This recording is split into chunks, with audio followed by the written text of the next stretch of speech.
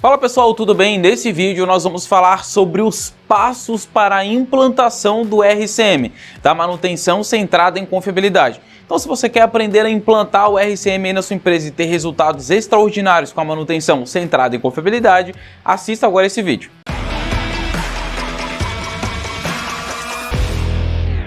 Olá, tudo bem? Eu sou o engenheiro David Souza, sou professor e consultor aqui na Modular Cursos e hoje nós vamos falar sobre esses sobre os passos aí da implantação do RCM. E aí, se você está caindo aqui de paraquedas e ainda não assistiu o nosso vídeo sobre o que é o RCM ele é a sigla, para Reliability Centered Maintenance, ou manutenção centrada em confiabilidade, ou também MCC, como alguns chamam aqui no Brasil, mas a gente geralmente chama mais de RCM mesmo. Ela é uma metodologia de manutenção onde o foco está na redução das falhas. É uma metodologia sistêmica que busca analisar as falhas, tratar essas falhas e reduzir a ocorrência das falhas, reduzir a probabilidade de falha e também reduzir os impactos que essas falhas causam no nosso sistema. E tudo isso é feito através, como a gente viu, de normas, ferramentas, e tudo isso teve um histórico lá na época dos anos 70 com a aviação nos Estados Unidos. E também a gente sempre vai, quando a gente fala de RCM, a gente fala de sistema, função, falha potencial, os modos das falhas e a falha funcional. E tudo isso a gente vai usar para então determinar qual o melhor tipo de manutenção a gente tem para usar. Corretiva, preventiva, preditiva, também as inspeções. Mas o fato é, isso tudo aí a gente já sabe, eu sei que você já sabe. Se você ainda não sabe, então clica aqui embaixo na descrição e assiste o nosso vídeo sobre o que é o RCM, onde a gente explica detalhadamente sobre tudo isso. Mas afinal, sabendo isso, como que a gente pode implantar ou implementar o RCM aí na sua empresa? Então é isso que a gente vai ver agora e a gente dividiu em alguns passos. Passo número 1, selecionar os equipamentos e os sistemas mais críticos que serão analisados. Isso é muito importante, pessoal, esse primeiro passo, porque o RCM, ele parte do pressuposto que a gente deseja alta confiabilidade, ou seja, que a gente não pode deixar com que as falhas ocorram. E nem todo processo a gente vai precisar de alta confiabilidade. Agora, um avião é um equipamento hospitalar que vai garantir a vida dos pacientes dentro das Forças Armadas, um processo produtivo que precisa ser contínuo. Isso às vezes precisa de alta confiabilidade, porque as falhas elas podem trazer aí prejuízos gigantescos, pode até inclusive colocar saúde e a segurança nacional em perigo. Então esse tipo de processo industrial, de extrativismo, até mesmo alimentar, precisa de alta confiabilidade, beleza? Então nesses casos a gente vai então aplicar o RCM. E por que em outros casos não? Porque em outros casos a gente vai acabar tendo um gasto de energia, um gasto de recurso muito grande para algo que talvez, se falhar ou se não falhar, não vai ter diferença. Então, se você deseja que o seu sistema ele seja robusto, ele seja à prova de falha, que ele seja infalível, então a gente vai partir para a aplicação do RCM. E nem todas as máquinas, nem todos os componentes dentro de uma planta industrial ou todas as máquinas que tem na nossa indústria, eles vão precisar passar pelo processo do RCM, tá? Então a primeira parte que a gente vai trabalhar na implantação do RCM é justamente decidir aonde que nós vamos colocar o nosso esforço. E para isso a gente precisa entender quais são os nossos sistemas, quais as funções desse sistema, dos componentes, dos equipamentos, das máquinas que fazem parte desse sistema, e aí qual a criticidade dessa função ali para o meu todo, tá? Então, para isso, geralmente a gente utiliza alguma forma de classificação de equipamento, como por exemplo a classificação ABC. Dá uma olhada aqui também embaixo na descrição do vídeo. E entender essa criticidade vai ser o primeiro passo para alinhar aonde que a gente vai gastar a nossa energia e a nossa força para aplicar o RCM. E antes de você querer talvez aí sair aplicando o RCM em todos os seus componentes, todos os equipamentos críticos, uma dica bem legal que eu dou para vocês é comece por um equipamento piloto, tá? Então implemente primeiro as técnicas de RCM lá nesse equipamento piloto e aí depois generalize ou globalize isso para os seus outros equipamentos, que vai ser muito mais fácil porque você vai ter know-how acumulado. Dentro dessa parte também é importante criar uma equipe de RCM, uma equipe multidisciplinar, formada aí por engenheiros, técnicos, operadores, gerentes de produto, pessoas da área de supply, logística, botar todo mundo junto para poder participar nessa parte do RCM, porque um dos principais ganhos que a gente tem com o RCM não é nem redução de custo, não é nem aumento da confiabilidade, mas é o aumento da compreensão do conhecimento que a gente tem sobre processos, máquinas e equipamentos. É o conhecimento que a gente tem sobre as falhas, sobre os modos de falhas e sobre os efeitos das falhas. E acima de tudo, esse conhecimento, quando a gente trabalha com uma equipe engajada e unida, isso gera uma sinergia muito grande no time, e essa sinergia ela traz muito mais resultado do que a aplicação da técnica propriamente dita. Então é muito importante você ter uma equipe multidisciplinar, treinar e treinar os seus colaboradores para que eles possam aplicar as ferramentas e ter os resultados desejados. É por isso que aqui na Modular a gente trabalha tanto com transformação de talentos em profissionais de sucesso, porque através de treinamento é que realmente os resultados eles vão acontecer. Eu desconheço qualquer lugar onde tinha uma equipe não qualificada que conseguiu implantar ou implementar alguma coisa corretamente para ter o resultado necessário. Então, treinamento é fundamental nessa nosso primeiro passo aqui para a implantação do RCM. Então, agora que a gente já tem o nosso equipamento, né, a nossa máquina, o nosso sistema escolhido, a gente tem o nosso comitê de RCM, nosso time de RCM treinado, a gente vai então passar para a segunda etapa, que é a definição das funções e dos parâmetros de um determinado equipamento. Então, qual que é a função de um motor? E quais são os parâmetros que esse motor opera? Quais são os parâmetros ideais, tá? Quais são os dados que a gente consegue coletar e analisar a partir do funcionamento desse equipamento? Vamos lá, vamos dar um exemplo. Quando a gente está falando de função, a gente vai adotar o padrão APO. O que é o padrão APO? O padrão APO é a gente colocar a função do equipamento a partir da descrição da atividade, dos parâmetros e também do objetivo. Então vamos ver, por exemplo, né, uma motobomba. Numa motobomba, bombear a água seria a atividade. Com uma pressão de 20 metros de coluna de água, esse é o parâmetro, é um número, uma coisa que eu consigo medir. Para recalcar essa água aí, para levar essa água até um determinado reservatório A.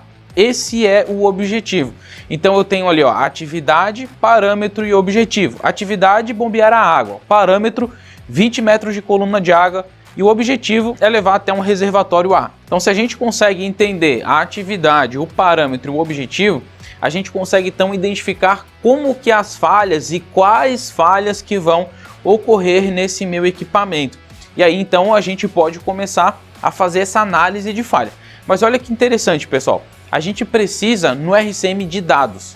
O RCM ele é baseado em estatística, o RCM é baseado em dados, tá? Em gráficos, em estudo matemático. Isso é uma base fundamental do RCM. Então, se você não conhece os seus parâmetros, se você não tem histórico de falha, se você não tem indicadores como, por exemplo, MTBF, MTTR, disponibilidade, se você não tem quase nada dessas informações, taxa de falha, enfim, talvez o ideal é você primeiro implantar o PCM, que é o Planejamento e Controle da Manutenção. Nesse contexto, o PCM ele vai trazer para a gente esses dados, essas informações que vão nos dar suporte, que vão dar para a gente base para tomada de decisão dentro do RCM. Então, se você ainda não tem implantado o PCM, então primeiro implante o PCM, que isso vai facilitar e muito, tá, para você poder então ter um RCM de sucesso. Se você quiser saber mais sobre o PCM, dá uma olhada também aqui na descrição do vídeo que a gente tem todo esse material aí separado para vocês. Lembre-se, pessoal, que é impossível haver melhoria se a gente não tem padrão e nem coleta cíclica de informação, ou seja, se a gente não tem histórico. Quando a gente não tem dado, não tem histórico, a gente não consegue transformar isso em informação. Se a gente não tem informação, a gente não consegue transformar isso em conhecimento. E se nós não temos padrão, se a gente não faz isso de forma padronizada, constante, contínua, nós nunca vamos conseguir melhorar, porque a gente nunca sabe o nosso ponto de partida e aonde a gente quer chegar. Passo 3, determinar as falhas. Nesse passo agora, já que a gente conhece tudo sobre o nosso equipamento, nós vamos listar todas as possíveis falhas que podem acontecer naquele equipamento. Quando a gente fala de falha, que falha é o componente. Então, a partir do componente, quais falhas podem acontecer naquele componente que vão afetar na função desse meu equipamento.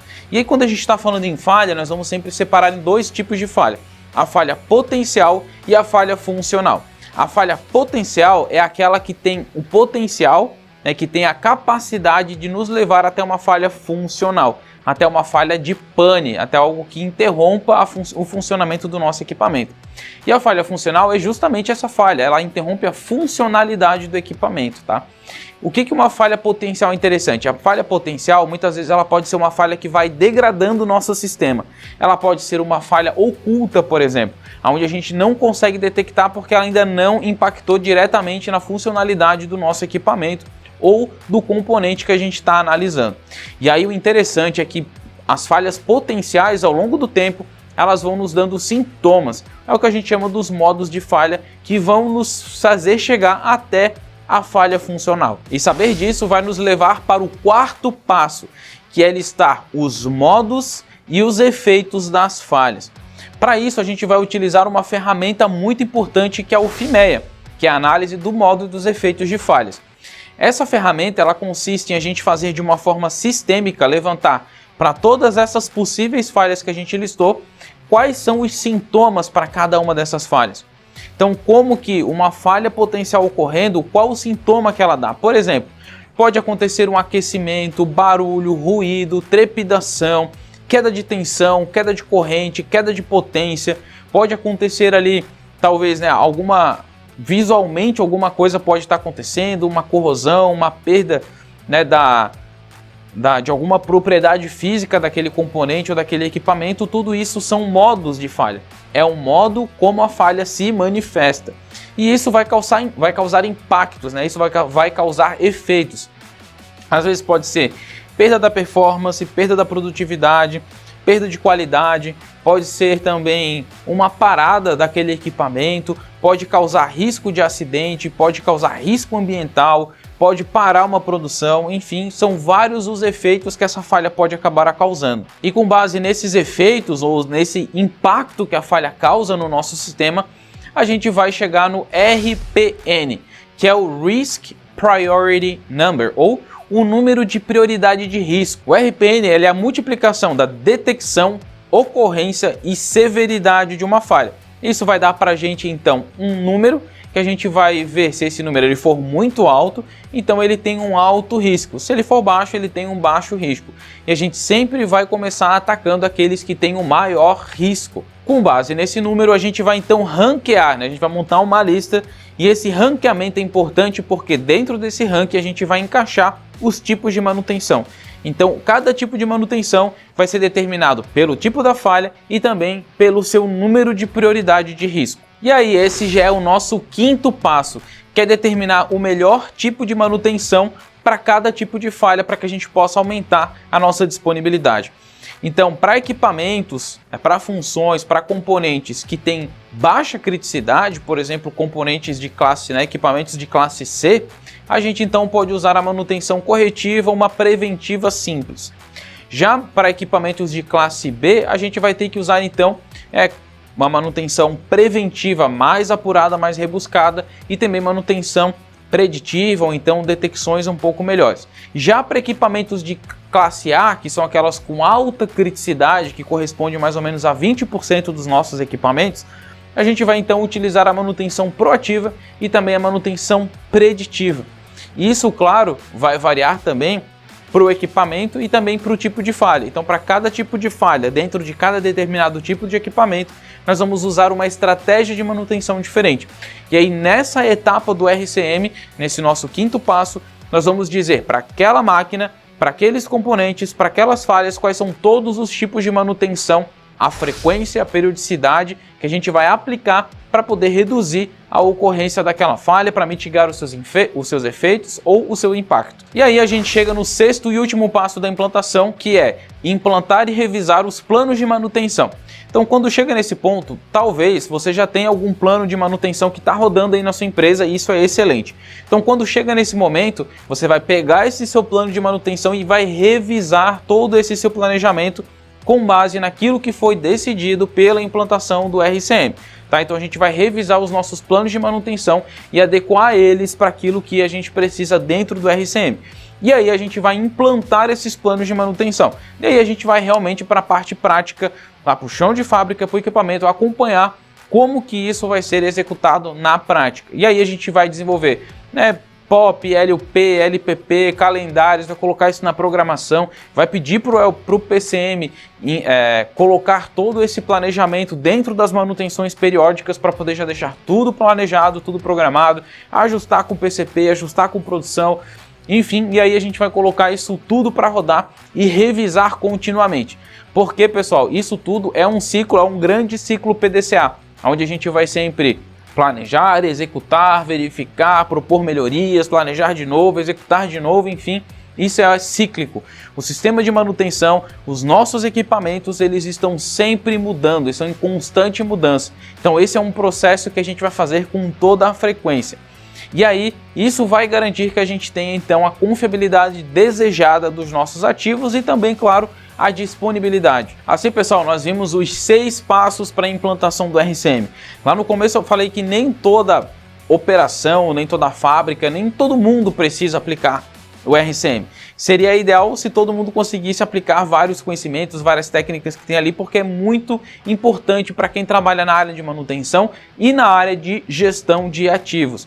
Porém, isso vai requerer esforço, pessoas qualificadas, vai requerer ajustes dentro da própria cultura da empresa.